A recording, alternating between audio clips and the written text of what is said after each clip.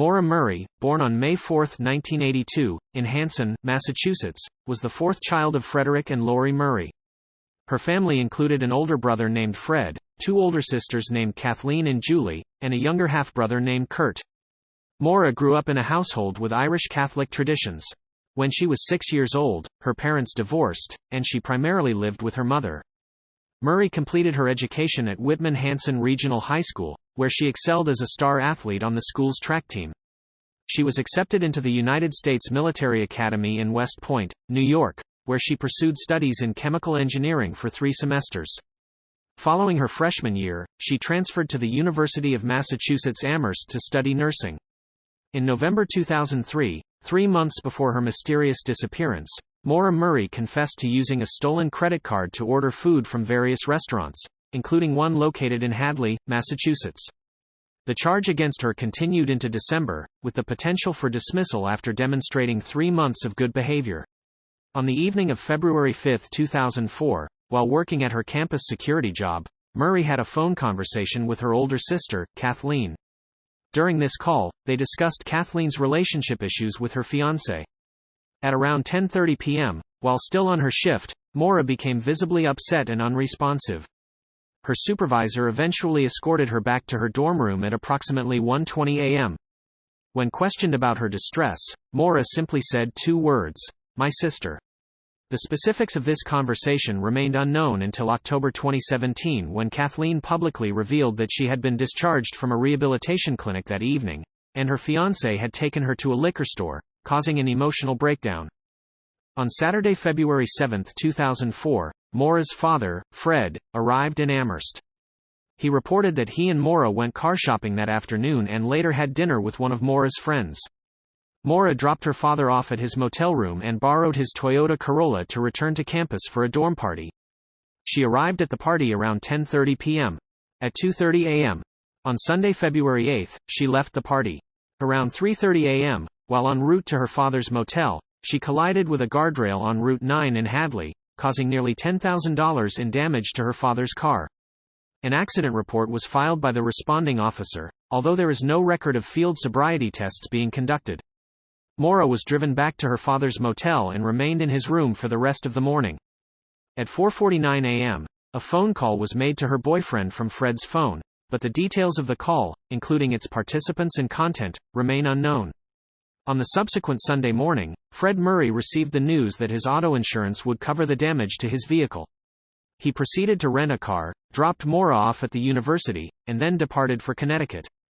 At 11:30 p.m. that night, Fred made a phone call to remind his daughter about obtaining accident forms from the Registry of Motor Vehicles. They agreed to speak again on Monday night to discuss the forms and complete the insurance claim via phone. After midnight on Monday, February 9, Maura utilized her personal computer to search MapQuest for directions to the Berkshires and Burlington, Vermont. Her first documented interaction on February 9 occurred at 1 p.m. when she sent an email to her boyfriend, saying, "I love you more, stud. I got your messages, but honestly, I didn't feel like talking to too many people. I promised to call today though. Love you, Maura." She also made a phone call to inquire about renting a condominium at the same Bartlett, New Hampshire, condo association her family had vacationed at previously. Telephone records indicate this call lasted 3 minutes, but the owner declined to rent the condo to Maura. At 1:13 p.m., Maura called a fellow nursing student for reasons unknown. In the afternoon of Monday, February 9, at 1:24 p.m., Maura sent an email to a work supervisor within the nursing school faculty, explaining that she would be out of town for a week due to a supposed family death, despite no actual death occurring according to her family. She also assured them she would make contact upon her return. At 2:05 p.m., she made a call to a number providing information about booking hotels in Stowe, Vermont, with the call lasting around 5 minutes. At 2:18 p.m., she left a voice message for her boyfriend, promising to speak with him later. This call concluded after 1 minute. Inside her car, Maura packed clothing, toiletries, college textbooks, and birth control pills. When her room was later examined, campus police discovered most of her belongings were packed in boxes, and the artwork had been removed from the walls. It remains unclear whether Maura packed these items on that day, but the police stated that she had packed them between Sunday night and Monday morning. Atop the boxes was a printed email to her boyfriend indicating trouble in their relationship. At approximately 3:30 p.m., she left the campus in her black 1996 Saturn sedan. Classes at the university had been cancelled that day due to a snowstorm. At 3:40 p.m., Maura Murray withdrew $280 from an ATM, as captured by closed-circuit footage, and she was alone during this transaction. Subsequently, at a nearby liquor store, Maura purchased approximately $40 worth of alcoholic beverages, which included Bailey's Irish Cream, Kahlua, vodka, and a box of Franzia wine. Again, security footage indicated she was alone when making this purchase. Additionally, at some point during the day, she obtained accident report forms from the Massachusetts Registry of Motor Vehicles. Between 4 and 5 p.m., Maura left Amherst, presumably via Interstate 91 North. She checked her voicemail at 4:37 p.m., which is the last recorded use of her cell phone. To date, there is no indication that she informed anyone of her destination or any evidence suggesting that she had selected one. Sometime after 7 p.m., a resident of Woodsville, New Hampshire, heard a loud thump outside her home. Looking through her window, she observed a car against the snowbank along Route 112, also known as Wild Ammonoosuc Road. The car was pointing west on the eastbound side of the road. At 7:27 p.m., the local woman reported the car accident at the sharp corner of Route 112 near her residence. She phoned the Grafton County Sheriff's Department to report the accident. According to the 911 log, the woman initially mentioned seeing a man inside the car smoking a cigarette. However, she later clarified that she had not seen a man or a person smoking a cigarette but had observed what seemed to be a red light emanating from inside the car, possibly from a cell phone. A school bus driver who lived nearby stopped at the scene around the same time. He saw the car and a young woman walking around it. The school bus driver noticed that the young woman was not bleeding or visibly injured but appeared to be cold and shivering. He offered to call for help, but she asked him not to contact the police and assured him that she had already called AAA, although there is no record of such a call with AAA. Recognizing the absence of cellular reception in the area, the bus driver continued home and phoned the police. The call was received by the Sheriff's Department at 7:43 p.m. During this call, the bus driver was unable to see Maura's car but did observe several other vehicles passing by on the road before the police arrived. Another local resident who was driving home from work claimed to have passed by the scene around 7:37 p.m. and saw a police SUV parked facing Maura's car. She briefly pulled over but did not see anyone inside or outside the cars and decided to continue on her way. This witness's account contradicts the official police log, which indicates Haverhill police arrived 9 minutes later. According to the official police log, a Haverhill police officer arrived at the scene at 7:46 p.m., only to find the woman driver had vanished. There was no one in the vicinity of the car, which had collided with a tree on the driver's side.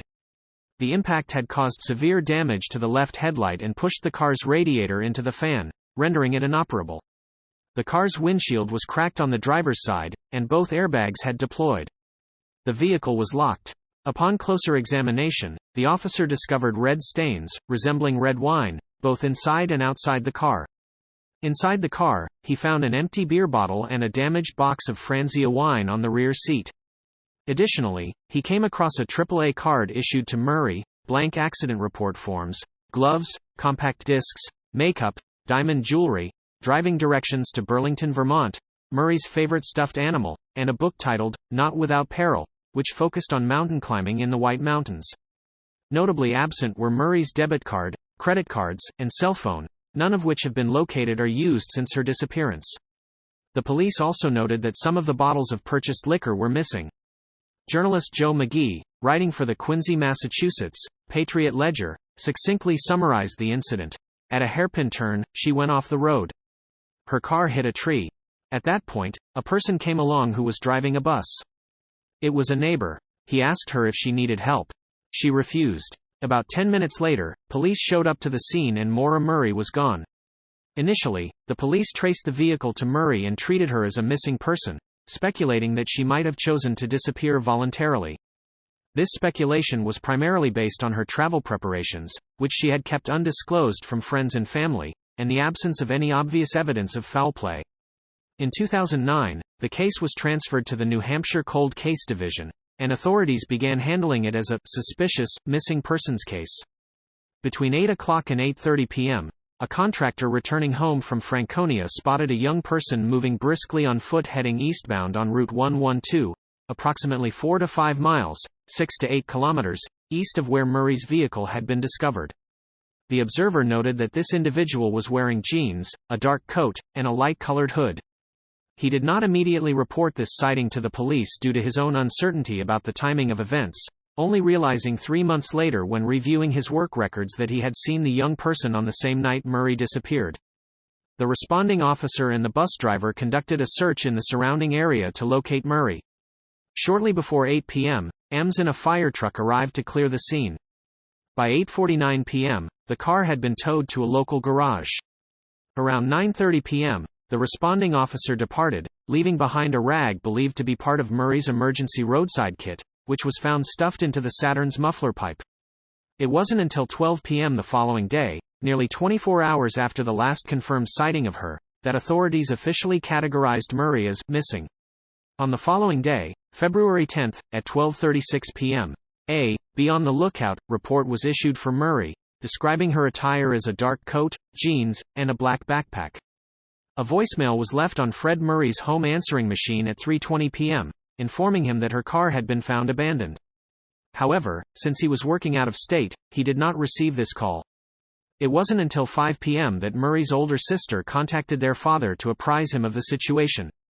Subsequently, he got in touch with the Haverhill Police Department and was informed that if Murray wasn't reported safe by the following morning, the New Hampshire Fish and Game Department would initiate a search. At 5:17 p.m., Murray was officially designated as missing by the Haverhill Police. On February 11, Murray's father arrived in Haverhill before dawn. At 8 a.m., a search effort began involving New Hampshire Fish and Game, the Murrays, and other volunteers. A police dog tracked the scent from one of Murray's gloves, leading 100 yards east from where the vehicle had been located, but then lost the scent, suggesting that she might have left the area in another car. At 5 p.m., Murray's boyfriend and his parents arrived in Haverhill. Her boyfriend was subjected to private interrogation and subsequently joined by his parents for questioning. By 7 p.m., the police were suggesting that Murray might have come to the area either to run away or attempt suicide, a notion her family found unlikely. Murray's boyfriend had turned off his cell phone during his flight to Haverhill but later received a voicemail that he believed was the sound of Murray sobbing. The call was traced to a calling card issued to the American Red Cross. On February 12, Murray's father and her boyfriend held an evening press conference in Bethlehem, New Hampshire. The next day, the first press coverage of the case was published.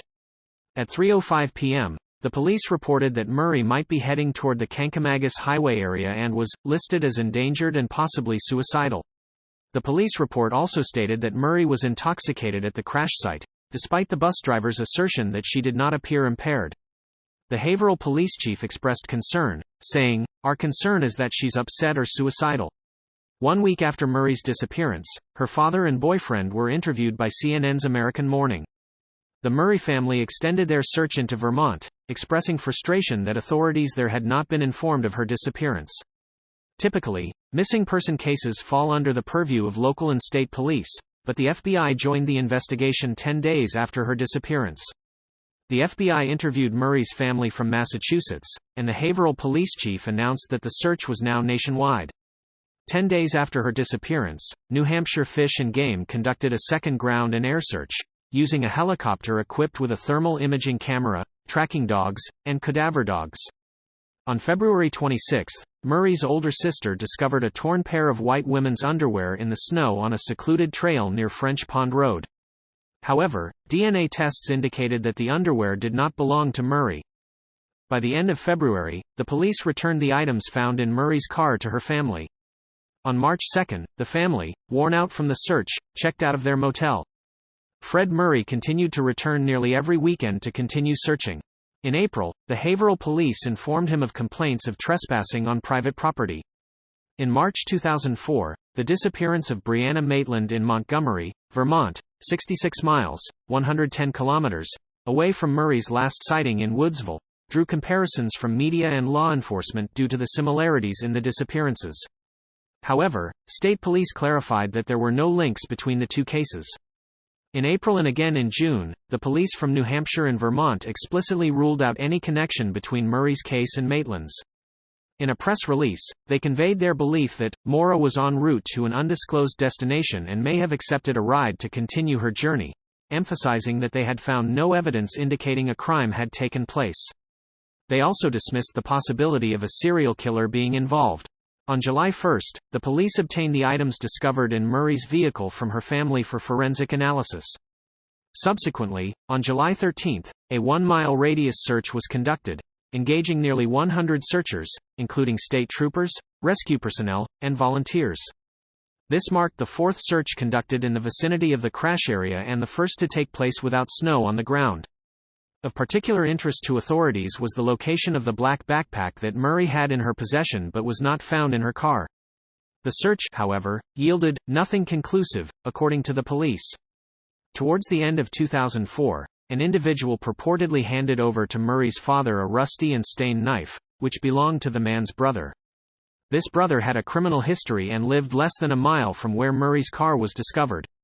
He and his girlfriend were reported to have acted strangely after the disappearance, and the man's brother claimed he believed the knife had been used in Murray's case. Several days after presenting the knife to Murray's father, the man's brother allegedly scrapped his Volvo. However, family members of the man who provided the knife alleged that he had fabricated the story in an attempt to obtain reward money for the investigation and pointed out his history of drug use.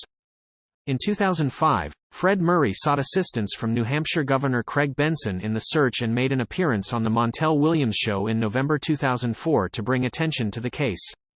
On February 9, 2005, the first anniversary of Murray's disappearance, a service was held at the location where her car was found, and her father had a brief meeting with New Hampshire Governor John Lynch. Towards the end of 2005, Fred Murray filed a lawsuit against several law enforcement agencies with the objective of gaining access to case files.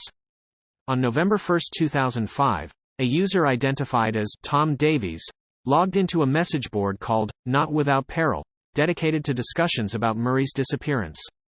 This user claimed to have spotted a black backpack behind a restroom at Pemigewasset Overlook, situated approximately 30 miles, 48 kilometers, to the east of Woodsville on Route 112. It was noteworthy that Murray had owned a black backpack. Senior Assistant Attorney General Jeffrey Strelzin noted that law enforcement was aware of the backpack, but did not disclose whether it had been taken for forensic testing. In 2006, the New Hampshire League of Investigators, comprising 10 retired police officers and detectives, along with the Molly Bish Foundation, became involved in the case. Tom Shamshak, a former police chief and a member of the Licensed Private Detectives Association of Massachusetts, expressed, "It appears that this is something beyond a mere missing persons case. Something ominous could have happened here." Additionally, the Arkansas group Let's Bring Them Home offered a $75,000 reward in 2007 for information that could help solve her disappearance. In October 2006, volunteers organized a 2-day search within a few miles of the location where Murray's car had been discovered. During this search, cadaver dogs allegedly exhibited strong reactions in the closet of an A-frame house situated approximately 1 mile away from the crash site, indicating a potential presence of human remains. This house had previously been the residence of the individual implicated by his brother, who had given Fred Murray the rusty knife in 2004. A carpet sample from the house was sent to the New Hampshire State Police, but the results of the analysis were not disclosed to the public.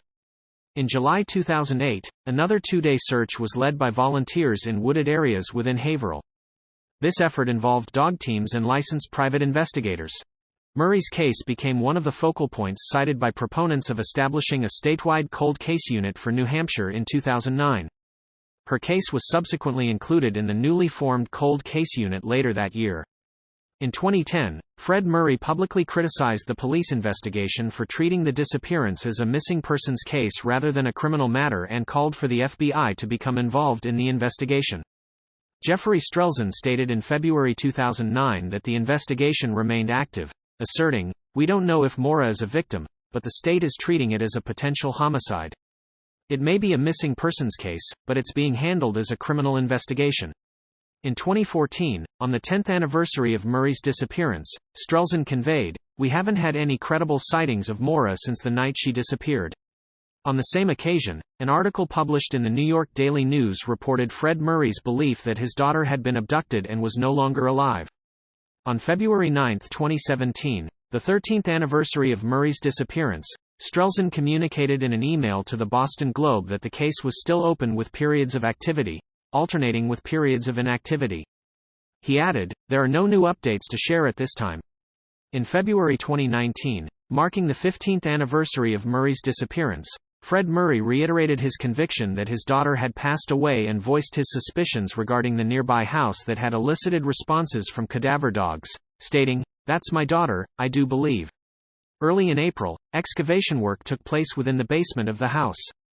Fred Murray had previously sought permission to search the property, but the owners had not cooperated. Subsequently, after the property changed hands, the new owners allowed several searches of the premises since February. However, the excavation conducted in early April yielded absolutely nothing, other than what appears to be a piece of pottery or old piping. In early 2021, the tree at the location where Murray was last seen, marked with a blue ribbon as a memorial, was removed by the property owner. Shortly afterward, a request from Murray's family to have a new Hampshire historical marker placed at the site, submitted in late 2020, was denied by the New Hampshire Division of Historical Resources. On September 14, 2021, the New Hampshire State Police announced the discovery of bone fragments on Loon Mountain in Lincoln, New Hampshire, approximately 25 miles, 40 kilometers, east of the site where Murray's car had crashed. It was noted that Murray had been to this mountain in the past and was familiar with the area, as confirmed by her sister. These bone fragments were described as fairly small, and it was anticipated that it would take at least 2 months to determine whether they were the remains of Murray or not. However, in November, it was disclosed that these remains did not belong to Murray. In January 2022, the FBI issued a national alert in connection with Murray's case and established a violent criminal apprehension profile, facilitating the sharing of information among multiple law enforcement agencies concerning her case. In July 2022, law enforcement in New Hampshire initiated a search in the towns of Llandaff and Easton. Murray's disappearance is often cited as the first crime mystery of the social media age, and has generated extensive speculation from the media and the public, particularly on the internet through online forums and message boards. Writing for Boston Magazine in 2014, Bill Jensen pointed out, "Now, at least online, it often seems as there's no such thing as a cold case." But when Maura Murray disappeared, the social web was in its infancy. There was no YouTube and no Twitter. On the day Maura went missing, Facebook was 5 days old. And so you can read the history of her case as a parable about the evolution of online sleuthing. In 2005, active discussions about Murray's disappearance were documented on websleuths.com, and in 2007, Facebook and MySpace pages dedicated to helping find her were created. In the years following Murray's disappearance, her case received media attention on various platforms, including CNN American Morning, The Montel Williams Show, 2020, Nancy Grace's Cold Case Files, ABC News, Disappeared, The Dr. Oz Show, NPR's StoryCorps, and NewsNation. Additionally, it was featured in publications such as the Boston Globe, People magazine, Newsweek, 17 magazine, The New Yorker, Rolling Stone, and numerous local and regional newspapers, magazines, radio, and television programs. The case also prompted significant speculation on internet message boards and forums, with theories ranging from abduction to voluntary disappearance. In 2017, a documentary series about the case aired on the Oxygen Network, characterizing Murray's disappearance as the first crime mystery of the social media age, occurring just days after the launch of Facebook. An episode of the TV program 2020 drew comparisons between Murray's case and that of Brooke Wilberger, who vanished in Oregon a few months after Murray's disappearance and was subsequently found murdered. Murray's case was also featured on the television series Disappeared in Season 1, Episode 6. In 2017, the Oxygen Network produced a 6-part television documentary miniseries titled The Disappearance of Maura Murray, hosted by journalist Maggie Frelling. Murray's mysterious disappearance became the central theme of the nonfiction thriller, True Crime Addict: How I Lost Myself in the Mysterious Disappearance of Maura Murray, authored by journalist James Renner. In the book, Renner put forth a theory suggesting that Murray might have traveled to New Hampshire with a tandem driver and could have intentionally disappeared to start a new life elsewhere, possibly driven by concerns that her impending credit card fraud case could hinder her prospects of working as a nurse. Alternatively, Renner posited the less likely scenario of her being the victim of foul play by someone she knew. It's important to note that Murray's father, Fred, and her immediate family have contested this theory, with Fred Murray firmly believing that his daughter was abducted and is no longer alive.